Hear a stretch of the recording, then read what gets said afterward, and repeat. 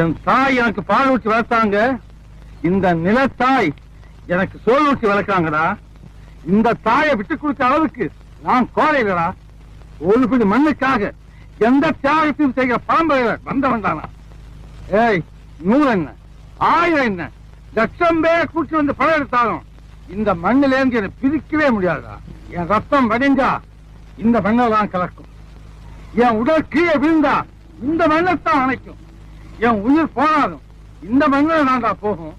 ஆனா அந்த நேரத்துல நான் எழுப்புற உரிமை குரல் இங்கு மட்டும் இல்ல, எங்கெங்க உழைக்கிறவன் இருக்கானோ, எந்தெந்த மண்ணிலும் வியர்த்துவை விழுதோ அங்கெல்லாம் என் உரிமை குரல் ஒழிச்சுக்கிட்டே தான் இருக்கும். நல்லவர் லட்சியம் வெல்வது நிச்சயம். அண்ணா அன்று சொன்னார் என்றும் அதுதான் சத்தியம்.